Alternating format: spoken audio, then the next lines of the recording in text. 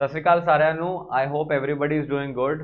ਤੋ ਮੇਰਾ ਨਾਮ ਮਨਿੰਦਰ ਹੈ ਤੇ ਅਸੀਂ ਇੱਥੇ ਡ੍ਰੀਮ ਆਈਏਐਸ ਤੇ ਉਡਾਨ ਇੰਸਟੀਚਿਊਟ ਦੋਨੋਂ ਮਿਲ ਕੇ ਇੱਕ ਸੈਸ਼ਨ ਕੰਡਕਟ ਕਰ ਰਹੇ ਹਾਂ। ਜਿਵੇਂ ਤੁਹਾਨੂੰ ਪਤਾ ਹੈ ਕਿ ਸੈਸ਼ਨ ਦੀ ਜਿਹੜੀ ਕੰਟੀਨਿਊਸ਼ਨ ਦੇ ਵਿੱਚ ਆਪਾਂ ਹੈਗੇ ਹਾਂ, ਕੋਆਪਰੇਟਿਵ ਇੰਸਪੈਕਟਰ ਨੈਬ ਤਹਿਸੀਲਦਾਰ ਦੇ ਪੇਪਰ ਜਿਹੜੇ ਆ ਰੀਸੈਂਟਲੀ ਜੋ ਹੈ ਹਾਈਲਾਈਟ ਕੀਤੇ ਗਏ ਸੀ ਪੀਪੀਐਸਸੀ ਵੱਲੋਂ 2020 ਦੇ ਵਿੱਚ, ਸੌਰੀ 20 ਮਾਰਚ ਨੂੰ ਜਿਹੜਾ ਹੈ ਐਗਜ਼ਾਮ ਕੰਡਕਟ ਹੋਏਗਾ ਕੋਆਪਰੇਟਿਵ ਇੰਸਪੈਕਟਰ ਦਾ। तो वो ਜਿਹੜੇ ਕਰੰਟ ਅਫੇਅਰਸ ਜਿਹੜੇ ਆਣਗੇ 80 ਕੁਐਸਚਨਸ ਜੀਐਸ ਦੇ, ਉਹਦੇ ਵਿੱਚੋਂ ਕਰੰਟ ਅਫੇਅਰਸ ਬੜਾ ਇੰਪੋਰਟੈਂਟ ਟੌਪਿਕ ਹੋ ਜਾਂਦਾ ਹੈ। तो ਉਸੇ ਹੀ ਸੀਰੀਜ਼ ਨੂੰ ਅਸੀਂ ਕੰਟੀਨਿਊ ਕਰ ਰਹੇ ਹਾਂ। ਤਿੰਨ ਜਿਹੜੇ ਹੈ ਐਪੀਸੋਡਸ ਹੋ ਚੁੱਕੇ ਹੈ ਸੀਰੀਜ਼ ਦੇ, ਜਿਹਦੇ ਵਿੱਚ ਅਸੀਂ ਜੁਲਾਈ, ਅਗਸਤ, ਸੈਪਟੈਂਬਰ ਦੇ ਕਰੰਟ ਅਫੇਅਰਸ ਕਵਰ ਕੀਤੇ। ਅੱਜ ਉਸੇ ਹੀ ਸੀਰੀਜ਼ ਨੂੰ ਅੱਗੇ ਵਧਾਉਂਦੇ ਹੋਏ ਆਪਾਂ ਅਕਤੂਬਰ ਦੇ ਕਰੰਟ ਅਫੇਅਰਸ ਜਿਹੜੇ ਆ ਉਹ ਤੁਹਾਡੇ ਸਾਹਮਣੇ ਲੈ ਕੇ ਆ ਰਹੇ ਹਾਂ। 15 ਕਰੰਟ ਅਫੇਅਰਸ ਹੋਣਗੇ, 15 MCQs ਹੋਣਗੇ। ਐਂਡ ਮੇਰਾ ਨਾਮ ਮਨਿੰਦਰ ਹੈ ਐਂਡ ਮੈਂ PCS 'ਚ ਰੈਂਕ 36 ਹੈ, ਤਾਂ ਤੁਹਾਨੂੰ ਹੈਲਪ ਮਿਲੇਗੀ ਇਸ ਚੀਜ਼ ਦੀ ਵੀ। तो चलो स्टार्ट करते हैं। सब तो पहले करंट अफेयर से चलते हैं। एक स्टेट एंड है ना, एक स्कीम के बारे पूछा है, एक इनिशिएटिव के बारे पूछा है कि what is this initiative about, कि इनिशिएटिव बारे पूछा है कि प्रशासन गांव के संग है ना is an initiative of which Indian state and union territory. तो प्रशासन गांव के संग ये केड़ी स्टेट या यूनियन टेरेटरी का इनिशिएटिव है। तो क्वेश्चन बड़ा सिंपल है कि ये इनिशिएटिव किसी स्टेट गवर्नमेंट ने लॉन्च किया सीगा रीसेंटली, मतलब अक्टूबर 2021 ਦੇ ਵਿੱਚ। तो क्वेश्चन पूछ लिया कि किधे स्टेट ਤੇ यूटी ਦਾ ਇਹ इनिशिएटिव है। तो देखो ਇਹਦਾ आंसर ਜਿਹੜਾ ਹੈ, ਇਹਦਾ आंसर हैगा Rajasthan. C is the right answer, Rajasthan ने किया है। तो राजस्थान के जो चीफ मिनिस्टर है अशोक गहलोत, तो इन्हों के वालों ये पूरा का पूरा इनिशिएटिव जो है कंडक्ट करने की गल की गई है। हुण इस इनिशिएटिव बेसिकली होएगा कि देखो ਤੁਹਾਨੂੰ ਜਿਵੇਂ ਬੱਚਿਓ ਪਤਾ ਹੈ ਕਿ ਪਿੰਡਾਂ ਦੇ ਵਿੱਚ ਆਪਣੇ ਜਿਹੜੇ ਪੰਚਾਇਤਾਂ ਹੈ, ਪਿੰਡਾਂ 'ਚ ਜਿਹੜੀਆਂ ਆਪਣੀਆਂ ਗ੍ਰਾਮ ਸਭਾ ਹੈ, ਪਿੰਡਾਂ 'ਚ ਜਿਹੜੀਆਂ ਲੋਕਲ ਸਰਕਾਰਾਂ ਹੈ ਆਪਣੀਆਂ, ਇਹ ਲੋਕਲ ਸਰਕਾਰਾਂ ਜਨਰਲੀ ਜਿਹੜੀਆਂ ਹੈ ਇਹਨਾਂ ਨੂੰ ਪਾਵਰਸ ਨਹੀਂ ਦਿੱਤੀਆਂ ਜਾਂਦੀਆਂ। ਸੋ ਇਹਨਾਂ ਨੂੰ ਪਾਵਰਸ ਨਹੀਂ ਦਿੱਤੀਆਂ ਜਾਂਦੀਆਂ। ਜਿਹੜੀਆਂ ਡੀਸੈਂਟਰਲਾਈਜੇਸ਼ਨ ਦੀ ਆਪਾਂ ਗੱਲ ਕਰਦੇ ਹਾਂ, 73rd ਅਮੈਂਡਮੈਂਟ ਦੀ ਆਪਾਂ ਗੱਲ ਕਰਦੇ ਹਾਂ, तो ਡੀਸੈਂਟਰਲਾਈਜੇਸ਼ਨ ਕਿਤੇ ਨਾ ਕਿਤੇ ਇੰਨੀ ਜ਼ਿਆਦਾ ਨਹੀਂ ਦਿੱਤੀ ਗਈ ਹੈ ਇਹਨਾਂ ਸਰਕਾਰਾਂ ਨੂੰ, ਜਾਂ ਲੋਕਲ ਸਰਕਾਰਾਂ ਨੂੰ ਇਹਨਾਂ ਸક્ષਮ ਨਹੀਂ ਬਣਾਇਆ ਗਿਆ। ਐਂਡ ਅਲਟੀਮੇਟਲੀ ਇਹ ਲੋਕਲ ਸਰਕਾਰਾਂ ਅਗਰ ਸક્ષਮ ਨਹੀਂ ਹੈਗੀਆਂ ਤਾਂ ਜਿਹੜੇ ਪਿੰਡ ਦੇ ਲੋਕ ਹੈਗੇ, ਜਿਹੜੇ ਵਿਲੇਜ ਦੇ ਲੋਕ ਹੈ, ਇਹ ਹਲੇ ਵੀ ਬਿਊਰੋਕ੍ਰੇਸੀ ਦੇ ਉੱਪਰ ਹੀ ਡਿਪੈਂਡੈਂਟ ਹੈ। ਯਾਨੀ ਕਿ ਜਿਹੜੇ ਵਿਲੇਜ ਦੇ ਪੀਪਲ ਹੈ ਇਹ ਹਲੇ ਵੀ ਬਿਊਰੋਕ੍ਰੇਸੀ ਤੇ ਹੀ ਡਿਪੈਂਡੈਂਟ ਆਪਣੀ ਸਹੂਲਤਾਂ ਲਈ, ਆਪਣੀ ਸਰਵਿਸਿਜ਼ ਲਈ। ਫॉर एग्जांपल छोटा जिहा एग्जांपल देवां तो जिवें कोई भी जिवें लैंड का काम है, ज़मीन का काम है, तो ज़मीन के काम विच है ना इन्हां नूं तहसीलदार कोल जाना पैंदा है, रेवन्यू डिपार्टमेंट कोले जाना पैंदा है। तो वो बड़ा इंपॉर्टेंट चीज़ है। तो इन्हां दे हले भी इनिशिएटिव नहीं हैगा। तो काफ़ी बारी देखा गया कि विलेज के लोगों प्रति जोड़े है ना डिपार्टमेंट्स होंगे है, ये डिपार्टमेंट्स भी जोड़े है ना इनडिफरेंस की एक एटीट्यूड शो करते हैं, जिहदे करके जोड़े पिंड के लोग होंगे बेचारे अपना काम नहीं करवा सकते हैं, वो सारी प्रॉब्लम्स आती हैं। हुण अशोक गहलोत गवर्नमेंट ने एक बहुत ही अच्छा इनिशिएटिव लिता है, जिहदे विच इन्हां ने कहा है कि रादर दैन पिंड के लोग डिपार्टमेंट्स नूं विजिट करन, ऑपोजिट होना चाहिए, जिहदे विच डिपार्टमेंट्स पिंडां 'च जावे एंड इन्हां नूं digital technologies and digital e governance के आइडियाज़ जिहड़े है ना सरकारां इंप्लीमेंट कर रही हैं ਉਹਦੇ बारे रूबरू करान, ताकि पिंडां के लोग भी है ना डिपार्टमेंट्स तो अपने जो भी काम है वो कढ़ा सकन। तो हुण गाँव प्रशासन के साथ नहीं है, प्रशासन गाँव के साथ है। तो बड़ा अच्छा इनिशिएटिव है। मैनूं लगता है कि इदां दे इनिशिएटिव बाकी स्टेट सरकारां नूं भी लैणे चाहिए है एंड पंजाब गवर्नमेंट नूं भी लैणे चाहिए है, जिहदे विच है ना दे शुड मेक श्योर कि पिंडां दे लोकां तक प्रशासन नूं पहुँचाया जाए, ताकि वध तो वध लोग जोड़े है वो जिहड़ियां सहूलतां है उन्होंने रिसीव कर सकन। तो सैकेंड न्यूज़ से चलते हैं आप। सैकेंड न्यूज़ आ रही है, international day of awareness on food loss and waste reduction is celebrated on which date. तो क्वेश्चन ने पूछा गया है, एक इंटरनेशनल डे हुंदा है awareness on food loss and waste reduction. देखो बच्चों इसका आंसर मैं तुहानूं दस देना, इसका आंसर हैगा ए 29 सितंबर। तो A is the right answer. पहले आप समझते हैं कंटैक्ट की है। देखो स्टूडेंट्स, हंगर इंडेक्स एक बहुत बड़ा प्रॉब्लम है, मतलब हंगर, ग्लोबल हंगर एक बहुत बड़ा इशू है ना। हर साल आपां पता चलता है कि किन्ने हज़ारां मिलियन लोग जोड़े है हंगर नूं विटनेस करते हैं, उन्होंने ना खाना नहीं मिलता एंड अल्टीमेटली इस खाना ना मिलन पिछे बहुत फैक्टर्स हो सकते हैं। वन ऑफ द फैक्टर्स इसके प्रोडक्शन नहीं हैगी अपने खाने की। सैकेंड फैक्टर इसके प्रोडक्शन तो बाद अपने खाने की डिस्ट्रीब्यूशन के प्रॉब्लम्स हैगियां। फिर थर्ड फैक्टर है कि लोगों च गरीबी इन्नी ज़्यादा है कि they can not afford this food. ये सारे फैक्टर्स जोड़े किते ना किते मिल के हंगर नूं एक बहुत बड़ा प्रॉब्लम बनाते दुनिया के विच। एंड इंडिया भी कोई ज़्यादा अच्छा परफॉर्म नहीं करता when it comes to hunger. Global hunger index के भी इंडिया के रैंक्स बहुत ही बुरे जोड़े है देखने को मिलते हैं। तो एक बहुत ਵੱਡਾ ਜਿਹੜਾ ਰੀਜ਼ਨ ਹੰਗਰ ਹੈ ਨਾ ਜ਼ਿਆਦਾ ਹੋਣ ਵਾਸਤੇ ਕੀ ਹੈਗਾ, ਸਭ ਤੋਂ ਵੱਡਾ ਰੀਜ਼ਨ ਹੈਗਾ ਕਿ ਆਪਣੇ ਦੁਨੀਆ ਦੇ ਵਿੱਚ ਰਿਡਕਸ਼ਨ, ਵੇਸਟ ਰਿਡਕਸ਼ਨ ਬਹੁਤ ਹੁੰਦੀ ਹੈ। ਵੇਸਟ ਬਹੁਤ ਹੁੰਦੀ ਹੈ ਐਂਡ ਫੂਡ ਲੋਸ ਬਹੁਤ ਜ਼ਿਆਦਾ ਹੁੰਦਾ ਹੈ। ਅਗਰ ਤੁਸੀਂ ਦੇਖੋ ਕਿ ਕਿੰਨਾ ਕਿਸਾਨ, ਸਪੋਜ਼ ਕਰੋ ਐਕਸ ਅਮਾਊਂਟ ਆਫ ਹੈ ਨਾ ਫੂਡ ਕਿਸਾਨ ਪ੍ਰੋਡਿਊਸ ਕਰਦਾ, ਉਹਦੇ ਵਿੱਚੋਂ ਕਾਫੀ ਜ਼ਿਆਦਾ ਤਾਂ ਹੈ ਨਾ ਆਪਣੀਆਂ ਗਦਾਨਾਂ ਦੇ ਵਿੱਚ ਹੀ ਵੇਸਟ ਹੋ ਜਾਂਦਾ ਹੈ। ਗਦਾਨਾਂ ਤੋਂ ਬਾਅਦ ਆਪਣੇ ਟਰਾਂਸਪੋਰਟ ਦੇ ਵਿੱਚ ਵੇਸਟ ਹੋ ਜਾਂਦਾ ਹੈ, ਫਿਰ ਟਰਾਂਸਪੋਰਟ ਤੋਂ ਬਾਅਦ ਆਪਣੇ ਡਿਸਟ੍ਰੀਬਿਊਸ਼ਨ 'ਚ ਵੇਸਟ ਹੋ ਜਾਂਦਾ ਹੈ, ਫਿਰ ਡਿਸਟ੍ਰੀਬਿਊਸ਼ਨ ਤੋਂ ਬਾਅਦ ਆਪਣੇ ਘਰਾਂ 'ਚ ਆ ਜਾਂਦਾ ਹੈ, ਫਿਰ ਘਰਾਂ 'ਚ ਵੀ ਵੇਸਟੇਜ ਹੁੰਦੀ ਹੈ। ਫਿਰ ਤੁਸੀਂ ਦੇਖੋਗੇ ਘਰਾਂ ਦੇ ਵਿੱਚ ਵੀ ਆਪਾਂ ਹੈ ਨਾ ਪ੍ਰੋਪਰਲੀ ਫੂਡ ਨੂੰ ਜਿਹੜਾ ਹੈ ਯੂਜ਼ ਨਹੀਂ ਕਰਦੇ, ਜ਼ਿਆਦਾ ਮੰਗਾ ਲੈਂਦੇ ਆ ਵੀਜ਼ਾ ਵੀ ਜਿੰਨਾ ਖਾਣਾ ਚਾਹੀਦਾ ਹੈ। तो ये सारा ਜਿਹੜਾ ਫੂਡ ਵੇਸਟੇਜ ਹੋ ਰਹੀ ਹੈ, ਇਹ ਸਾਰੀ ਵੇਸਟ ਫੂਡ ਕਿਸੇ ਨਾ ਕਿਸੇ ਹੰਗਰ ਬੰਦੇ ਨੂੰ ਮਿਲ ਸਕਦੀ ਸੀ। तो ਇਸ ਚੀਜ਼ ਦੇ ਉੱਪਰ ਅਵੇਅਰਨੈਸ ਜਨਰੇਟ ਕਰਨ ਵਾਸਤੇ ਇੱਕ ਇੰਟਰਨੈਸ਼ਨਲ ਡੇ ਸੈਲੀਬ੍ਰੇਟ ਕਰਨ ਦੀ ਗੱਲ ਕੀਤੀ ਗਈ ਹੈ ਐਂਡ ਉਹ 29 ਸੈਪਟੈਂਬਰ 2021 ਨੂੰ ਸੈਲੀਬ੍ਰੇਟ ਕੀਤਾ ਜਾਏਗਾ, ਜਿਹਦੇ ਵਿੱਚ ਆਪਾਂ ਕਿਸ ਤਰੀਕੇ ਨਾਲ ਸੇ ਫੂਡ ਲਾਸ ਐਂਡ ਵੇਸਟੇਜ ਨੂੰ ਰੋਕੀਏ ਤਾਂ ਕਿ ਹੰਗਰ ਜਿਹੜਾ ਹੈ ਉਹਦੀ ਪ੍ਰੋਬਲਮ ਨੂੰ ਸੋਲਵ ਕਰ ਸਕੀਏ। तो ये सेकेंड न्यूज़ की थोड़ी अच्छी खबर है एंड इनू है ना सैलीब्रेट करने वास्ते United Nation and Food and Agriculture Organization दोनों ने मिल के है ना ये डे नू सैलीब्रेट करते, UN ते FAO का ये कॉम्बीनेशन है। फूड एंड एग्रीकल्चर ऑर्गेनाइजेशन जी UN की ही अगे सबसिडरी ऑर्गेनाइजेशन है, एक सबसिडरी ऑर्गन है एंड FAO का बेसिकली फंक्शन यही रहता है कि फूड की एंटाइटलमेंट दुनिया च पहुँचाई जाए है ना। सो FAO एंड यूनाइटेड नेशन दोनों ने मिल के ये पर्टिकुलर जो डे है उन्हों अवेयर करने वास्ते किया है।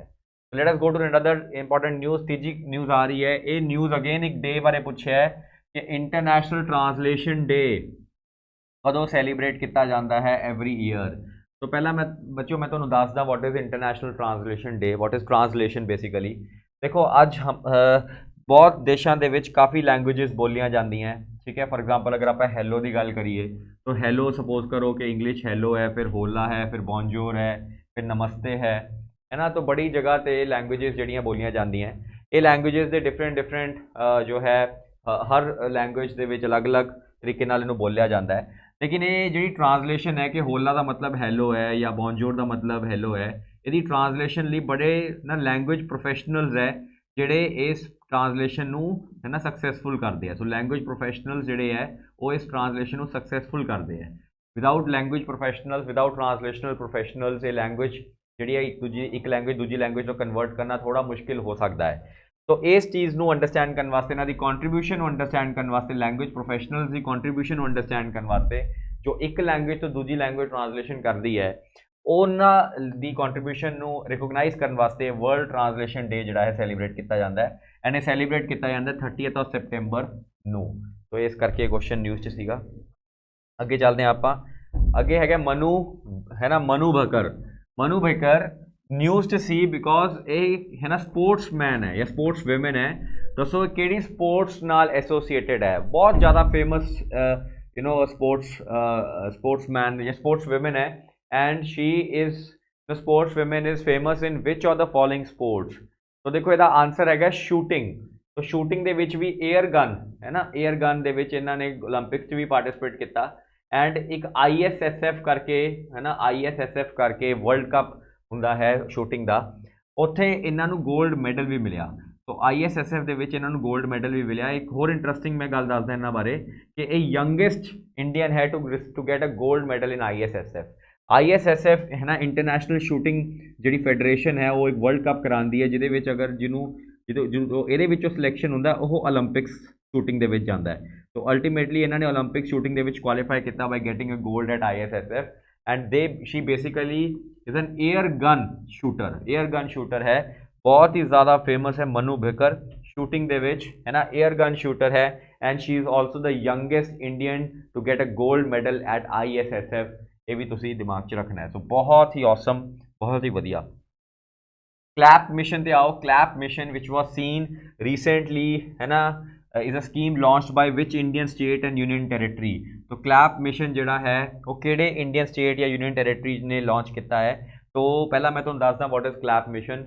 देखो क्लैप मिशन जिहड़ा है ये गारबेज फ्री, गारबेज है ना, ये देखो गारबेज ठीक है फ्री जो है गारबेज फ्री ठीक है रूरल एरियाज क्रिएट करने की गल चलती पई है, ठीक है। देखो है ना, हौली हौली गारबेज की प्रॉब्लम पहला शहरों 'ਚ ਹੁੰਦੀ ਸੀ बहुत ਵੱਡੀ, लेकिन ਹੁਣ ਪਿੰਡਾਂ ਦੇ ਵਿੱਚ ਵੀ ਆਣੀ ਸ਼ੁਰੂ ਹੋ ਚੁੱਕੀ ਹੈ। ਪਿੰਡਾਂ ਦੇ ਵਿੱਚ ਵੀ गारबेज की प्रॉब्लम बहुत ज़्यादा आ रही है, बहुत ज़्यादा वेस्ट जनरेट हो रही है, लेकिन उस वेस्ट की मैनेजमेंट नहीं हो रही, जिहदे करके गारबेज इकट्ठा हो जाता है। एंड वध ज़्यादा तो ज़्यादा गारबेज होएगा तो ऑब्वियस जी गल है, बीमारियां एंड वो सारिया दिक्कतां आउणगियां। स्वच्छता एक अपना है ना इंटैग्रल पार्ट है अपने देश के समाज का। स्वच्छ भारत अभियान सरकार सेंटर गवर्नमेंट चलाती है, हुण स्वच्छ भारत मिशन 2.0 कर रहे हैं। एंड स्वच्छ भारत मिशन 2.0 दे विच सरकार की यह विजन है कि वह गारबेज फ्री सिटीज़ क्रिएट करना चाहती है। तो क्लैप मिशन ਜਿਹੜਾ ਹੈ ਇਹ ਆਂਧਰਾ ਪ੍ਰਦੇਸ਼ ਦਾ ਬਹੁਤ ਫੇਮਸ ਮਿਸ਼ਨ ਹੈ, ਜਿਹਦੇ ਵਿੱਚ ਪਿੰਡਾਂ ਦੇ ਵਿੱਚ ਜਿਹੜੀ ਗਾਰਬੇਜ ਦੀ ਵੱਧਦੀ ਦਿੱਕਤ ਹੈ ਨਾ, ਜਿਹੜੇ ਕਚਰੇ ਦੀ ਵੱਧਦੀ ਦਿੱਕਤ ਹੈ ਪਿੰਡਾਂ ਦੇ ਵਿੱਚ, ਉਸ ਕਚਰੇ ਨੂੰ ਇਹਨਾਂ ਨੇ ਫ੍ਰੀ ਕਰ ਦੇਣਾ, ਮਿਨੀਮਾਈਜ਼ ਕਰ ਦੇਣਾ। ਹੁਣ ਇਹਦੇ ਲਈ ਕਰ ਕੀ ਰਹੀ ਹੈ, ਹਰ ਪਿੰਡ ਦੇ ਵਿੱਚ ਗਾਰਬੇਜ ਕਲਸਟਰਸ ਬਣਾ ਰਹੀ ਹੈ, ਗਾਰਬੇਜ ਕਲਸਟਰਸ ਬਣਾ ਰਹੀ ਹੈ, ਜਿੱਥੇ ਕੀ ਹੋਏਗਾ, ਸਾਰਾ ਗਾਰਬੇਜ ਇਕੱਠਾ ਹੋਏਗਾ ਐਂਡ ਉਸ ਤੋਂ ਬਾਅਦ ਉਹਨੂੰ ਡਿਸਪੋਜ਼ ਕੀਤਾ ਜਾਏਗਾ। ਪਿੰਡਾਂ ਦੇ ਵਿੱਚ ਕੋਸ਼ਿਸ਼ ਕੀਤੀ ਜਾਏਗੀ ਕਿ ਗਾਰਬੇਜ ਲਈ ਪ੍ਰੋਪਰ ਡਸਟਬਿਨਸ ਵਗੈरह है ना ये बनान, ताकि कोई भी गारबेज ओपन च ना सिटे। तो इदा करके वेरीअस प्रोजेक्ट्स लै रही है आंध्र प्रदेश की सरकार, ताकि हमारा देश और उन आंध्र प्रदेश जो है बेसिकली है ना गारबेज फ्री जो है बन सके। तो बड़ा इंपॉर्टेंट है ये पॉइंट भी। हाँ जी, चलो जी let's go to the next question. हाँ जी, नेक्स्ट क्वेश्चन आता है कि केड़ी ऑर्गेनाइजेशन है जो model list of essential medicine publish कर दी है। देखो बच्चों, असेंशियल मेडिसिन पहला समझने की जरूरत है। एसेंशियल मेडिसिन का बेसिकली मतलब होंदा है कि देखो कुछ बीमारियां यह जिहियां है जिहड़ियां बड़ियां कॉमन डिजीजेज है दुनिया है ना, ये होनियां ही होनियां, कॉमन डिजीजेज है, बहुत ही कॉमन डिजीजेज है, ये होनियां ही होनियां है। एंड अगर ये बीमारी होंदी है तो ऑब्वियस जी गल है कि it can lead to lot of problems, like it can lead to mortality also, मतलब मौत भी हो सकती है, एंड मॉर्बिडिटी भी हो सकती है, मतलब परमानेंट डिसेबिलिटी भी हो सकती है। तो अल्टीमेटली ये बड़ा इंपॉर्टेंट है कि कॉमन बीमारियां लई है ना हर देश के विच कुछ मैडिसिन होनी चाहिए, ताकि वो मैडिसिन इन्होंने बीमारियां जो बड़िया कॉमन डिजीज़ उन्होंने ट्रीट कर सके। जिवें कोविड दे विच देखो फीवर है ना, फीवर नूं डील करने वास्ते पैरासीटामोल जी है यूज़ की जाती है, या फिर तुसीं देखो एंटीबायोटिक्स है, एंटीबायोटिक्स जी है क्योंकि बैक्टीरियल डिजीज़ बड़ी कॉमन है दुनिया के, तो एंटीबायोटिक्स है ना बड़े ही इंपॉर्टेंट है, हर देश च होने चाहिए है। तो WHO तुहानूं पता है जिवें वर्ल्ड हैल्थ ऑर्गेनाइजेशन जो है वो दुनिया की एक यह जी संस्था है ना जिहड़ी हैल्थ की पूरी सिस्टम नूं मैनेज करती है। हुण वर्ल्ड हैल्थ ऑर्गेनाइजेशन की करती है, पब्लिश करती है कुछ लिस्ट ऑफ असेंशियल मेडिसिन जो हर देश हर कंट्री दे विच होनी ही चाहिए है, ताकि वह कॉमन हैल्थ प्रॉब्लम्स नूं डील कर सके। तो ये हर साल इनू रिवाइज़ किया जाता, असेंशियल मेडिसिन नवीं नवीं मेडिसिन ये पाई जाती डिपेंडिंग अपॉन कि किस तरीके की बीमारियां बढ़ती जा रही हैं, वो सारे फैक्टर्स आ जाते हैं। तो इसका आंसर क्या हो जाएगा, वर्ल्ड हेल्थ ऑर्गेनाइजेशन। चलो जी अगे चलते हैं आप, है ना असेंशियल मेडिसिन। तो देखो ऑलमोस्ट पिछले 43 ईयर्स तो यह असेंशियल मेडिसिन का जोड़ा कॉन्सैप्ट है लै रही है 43 ईयर्स के उपर। एंड कुछ कमेटी ने फिर 554 मेडिसिन जिहदे 379 बीमारियां जिहड़ियां कवर की गई हैं। तो ये सारी असेंशियल मेडिसिन लिस्ट जी WHO पब्लिश करता है। नैक्सट न्यूज़ से चलते हैं आप। नैक्सट न्यूज़ आ रही है अपनी है ना from the space space program. उन्हें क्वेश्चन पूछा है कि साइकी मिशन है ना, साइकी मिशन किस पर्टिकुलर स्पेस एजेंसी का मिशन है जो रिसेंटली लॉन्च किया गया, साइकी मिशन। तो इसका आंसर है नासा। सो नासा का यह इंपॉर्टेंट मिशन है, साइकी मिशन जो लॉन्च किया गया है। उन्हें इस मिशन च होएगा कि देखो तुहानूं बच्चों पता होना चाहिए कि हम अपने जोड़ा कॉस्मिक मार्स मतलब अपने जोड़े सोलर सिस्टम है, सोलर सिस्टम के एक प्लैनेट है मार्स एंड एक प्लैनेट है जुपिटर। मार्स तो जुपिटर के विचकार है ना बहुत ज़्यादा डिस्टेंस है, डिस्टेंस के नाल नाल इन्हां दे साइज़ दे विच भी बहुत ज़्यादा फर्क है। तो इन्हां दोनों के विच की है कुछ एस्टेरॉयड्स मूव करते हैं जो छोटे तो छोटा तो वड्डे तो वड्डा एस्टेरॉयड हो सकता है।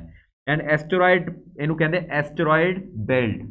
तो एस्टेरॉयड बेल्ट जी है वो मार्स ते जुपिटर के विचकार जी है ना, इत्थे एस्टेरॉयड देखने को मिलते हैं जो प्लैनेट नहीं बन सके, लेकिन है ना प्लैनेट तो छोटे साइज़ के है।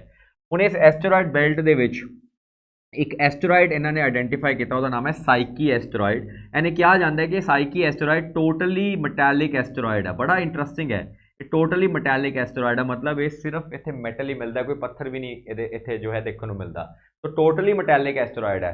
एंड अगर ये स्पेस एजेंसी इस एस्टेरॉयड को ट्रैक कर ले तो बहुत ज़्यादा इकोनॉमिक बेनिफिट जोड़े है ह्यूमन स्पीशीज़ को मिल सकते हैं। तो बड़ा इंटरस्टिंग मिशन है नासा का साइकी मिशन। तो क्वेश्चन जोड़ा पूछ सकते हैं नासा का साइकी मिशन जिहदे विच they are trying to target an asteroid which is completely metallic and this is found between Mars and Jupiter.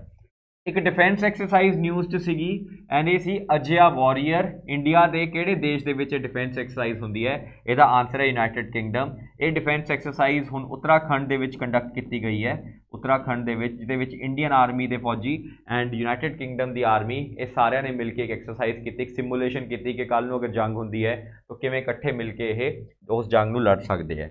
तो answer is United Kingdom. Very good. अगले न्यूज़ से चलते हैं। River ranching program, river ranching program हुणे recently launch किया उत्तर प्रदेश दे विच, ठीक है। एक केड़ी स्कीम के अंदर इनू इंट्रोड्यूस किया गया? पहला तो देखो रिवर रैंचिंग बारे समझते हैं आप, है ना। देखो अपने दुनिया दे विच एक सब तो वड्डी प्रॉब्लम हंगर दी है, ठीक है, हंगर दी प्रॉब्लम है। होर की प्रॉब्लम है हंगर दी तो इलावा, है ना, न्यूट्रीएंट डेफिशिएंसी की भी प्रॉब्लम है कि न्यूट्रीएंट्स नहीं मिलते। फिर प्रोटीन की डेफिशिएंसी की प्रॉब्लम है, प्रोटीन डेफिशिएंसी, फिर अनएम्प्लॉयमेंट है ना। तो ये सारे फैक्टर्स जिहड़े है बड़ी वड्डी दिक्कत है। सरकार नूं लगदा है कि इन्हां सारी चीज़ों नूं टारगेट किवें कीता जावे। तो एक इंपॉर्टेंट जिहड़ा है सोल्यूशन है कि आपां अपने देश दे विच फिश प्रोडक्शन नूं इनक्रीज़ करिए। फिश प्रोडक्शन नूं इनक्रीज़ करन दे बहुत बेनीफिट हो सकते हैं। नंबर 1 फिश की कंजम्पशन वधूगी तो न्यूट्रीएंट्स मिलणगे, प्रोटीन्स मिलूगा। नंबर 2 ਜਿਹੜੇ ਫਿਸ਼ ਪ੍ਰੋਡਕਸ਼ਨ ਦੇ ਵਿੱਚ ਇਨਵੋਲਵਡ ਹੈ ਲੋਕ, ਉਹਨਾਂ ਨੂੰ ਰੋਜ਼ਗਾਰ ਮਿਲੇਗਾ। ਫਿਰ ਆਪਾਂ ਇਸ ਫਿਸ਼ ਨੂੰ ਜੋ ਹੈ ਐਕਸਪੋਰਟ ਵੀ ਕਰ ਸਕਦੇ ਹਨ, ਆਪਾਂ ਨੂੰ, ਹੈ ਨਾ, ਫੋਰਨ ਐਕਸਚੇਂਜ ਵੀ ਇਸ ਫਿਸ਼ ਪ੍ਰੋਡਕਸ਼ਨ ਤੋਂ ਮਿਲ ਸਕਦਾ ਹੈ। ਤਾਂ ਗਵਰਨਮੈਂਟ ਆਫ ਇੰਡੀਆ ਨੇ ਫਿਸ਼ ਪ੍ਰੋਡਕਸ਼ਨ ਨੂੰ ਵਧਾਉਣ ਵਾਸਤੇ ਕਿ ਆਪਣੇ ਦੇਸ਼ 'ਚ ਮੱਛੀਆਂ ਦੀ ਪ੍ਰੋਡਕਸ਼ਨ ਨੂੰ ਇਨਕਰੀਜ਼ ਕਰਨ ਵਾਸਤੇ ਇੱਕ ਬੜਾ ਇੰਪੋਰਟੈਂਟ ਪ੍ਰੋਗਰਾਮ ਚਲਾਇਆ ਹੈ, ਪ੍ਰਧਾਨ ਮੰਤਰੀ ਮਤਸਿਆ ਸੰਪਦਾ ਯੋਜਨਾ। ਐਂਡ ਇਸ ਪਰਟੀਕੂਲਰ ਸਕੀਮ ਦੇ ਅੰਡਰ, प्रधानमंत्री मत्स्य संपदा योजना के अंडर बड़े डिफरेंट प्रोजेक्ट्स जिहड़े कंडक्ट किए जा रहे हैं। एक प्रोजेक्ट उत्तर प्रदेश कंडक्ट किया जा रहा है जिसका नाम है रिवर रैंचिंग प्रोग्राम। हुण रिवर का तुसीं देख ही रहे हो कि उत्तर प्रदेश च तुहानूं पता है कि गंगा रिवर जिहड़ी है मेन रिवर है, गंगा रिवर जो यूपी के विचों फ्लो करती है, माँ गंगे। एंड गंगा दीयां ट्रिब्यूटरीज भी हैगियां जिवें, है ना, बड़ियां ट्रिब्यूटरीज है, यमुना होगी या फिर अपने कोले होर गंदक, है ना, घाघरा, ये सारियां ट्रिब्यूटरीज भी गंगा दीयां है। ਆਪਾਂ ने की करना है गंगा ਤੇ ਉਹਦੀਆਂ ट्रिब्यूटरीज जो कि रिवर्स है ਉਹਦੇ ਵਿੱਚ ਮੱਛੀਆਂ ਨੂੰ जो है आर्टिफिशियली ਛੱਡਣਾ है, फिर ਉਹਨਾਂ ਨੂੰ ब्रीडिंग करवानी है, ब्रीडिंग कराने तो बाद उन्होंने पॉपुलेट करना है जिन्होंने रैंचिंग किया जाता है, एंड फिर फाइनली उन्होंने आपने एक्सप्लॉइट करना है। तो ये प्रोग्राम की करेगा, बेनीफिट की हो गए। बेनीफिट सब तो वड्डा बेनीफिट एक तो ही है कि ये पूरा सस्टेनेबल है। ये आप कोई, है ना, फिशिज जिहड़ियां आपां नूं ओशनस च मिलदियां नैचुरली उन्होंने नहीं कंज्यूम कर रहे, आप ये फिशिज नूं ग्रो कर रहे हैं, उस तो बाद उन्होंने एक्सप्लॉइट कर रहे हैं। तो पूरा नैचुरल प्रोजेक्ट है ये पूरा कंप्लीटली, एंड अच्छा प्रोजेक्ट है। एंड इस उत्तर प्रदेश के विच इहनूं लॉन्च किया गया है। तो आंसर जिहड़ा है ये हो जाएगा PM मत्स्य संपदा योजना। Let us go to next news. आ सारा रिवर योजना है जिहदे विच ट्रिब्यूटरीज ऑफ गंगा दे विच ये पूरा फोकस करते हैं।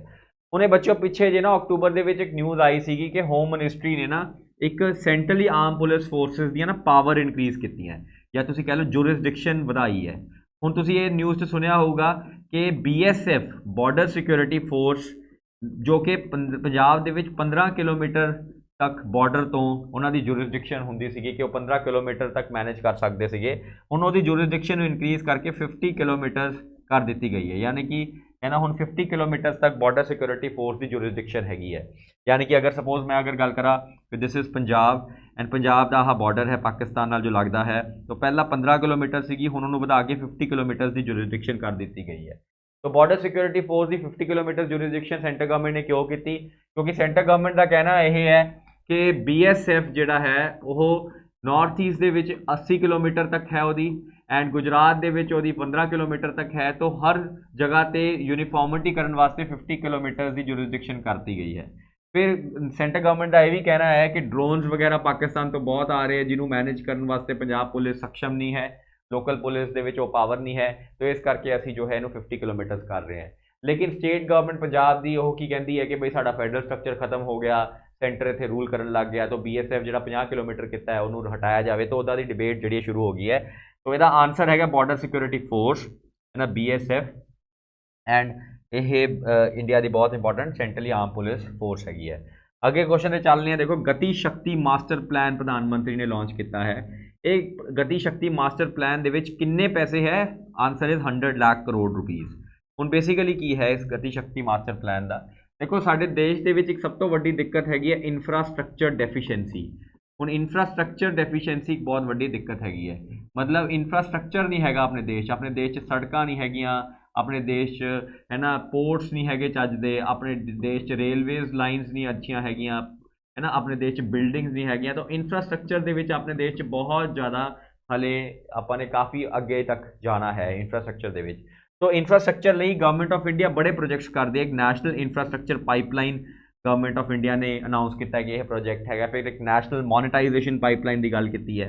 ਹੁਣ ਇਹਦੇ ਵਿੱਚ ਕੀ ਹੈ ਨਾ डिफरेंट है ना रोड्स ਨੂੰ मैनेज करने वास्ते डिफरेंट महकमा है, पोर्ट्स ਨੂੰ मैनेज करने वास्ते डिफरेंट महकमा है, रेलवेज ਨੂੰ मैनेज करने वास्ते डिफरेंट महकमा है। कई बार ਇਹਨਾਂ ਸਾਰੇ महकमों 'ਚ आपस 'ਚ डिबेट हो जाती है। तो सेंटर गवर्नमेंट ने यह किया है कि गति शक्ति मास्टर प्लान दे विच ये सारे महकमे आपस दे विच डिस्कशन करनगे ताकि अपने देश दे विच इंफ्रास्ट्रक्चर जिहड़ा है वर्ल्ड क्लास बन सके। तो ये विच कोई 100 लाख करोड़ रुपीज़ का जिहड़ा बजट है वो रखा गया है, which is a very big budget. तो आंसर इज दिस। तो प्रधानमंत्री साहब ने है ना इंफ्रास्ट्रक्चर प्रोजेक्ट्स नू प्रमोट करने वास्ते गति शक्ति मास्टर प्लान जिहड़ा लॉन्च किया है। मैंटल हैल्थ एटलस क्वेश्चन पूछे, मैंटल हैल्थ एटलस केड़ा इंस्टीट्यूशन पब्लिश करता है हर 3 साल के अंदर? Answer is again WHO publish करता है। देखो मेंटल हेल्थ है ना, मेंटल हेल्थ का मतलब है कि है ना आजकल बड़ी प्रॉब्लम्स आ रही जिवें डिप्रेशन हो गया, जिवें है ना कोई हाइपर हो गया या बाइपोलर डिसऑर्डर हो गया, स्किज़ोफ्रेनिया हो गया, एंगजाइटी होगी। तो इदां दियां बड़ियां प्रॉब्लम्स है जो मेंटल हेल्थ इशूज़ है। तो इन्हां मेंटल हेल्थ इशूज़ के उपर अपडेशन होनी चाहिए है कि किहड़ी मेंटल हेल्थ नवीं आ रही है, पुरानी मेंटल हेल्थ का की सिचुएशन है। कंट्रीज़ ने मेंटल हेल्थ नू इंप्लीमेंट मतलब मेंटल हेल्थ को ठीक करने वास्ते की इनीशिएटिव इंप्लीमेंट किए हैं, उन्होंने विच किहड़े इंस्टीट्यूशनस डेवलप हुए हैं। तो इस तरीके नाल ना मेंटल हेल्थ को ट्रैक करना बड़ा जरूरी है। तो मेंटल हेल्थ को ट्रैक करने वास्ते WHO की करता है कि एटलस पब्लिश करता है एवरी 3 ईयर्स। तो इसका आंसर भी की हो जाएगा वर्ल्ड हेल्थ ऑर्गेनाइजेशन WHO है ना, ये आंसर आ जाएगा। तो बड़ा इंपॉर्टेंट है।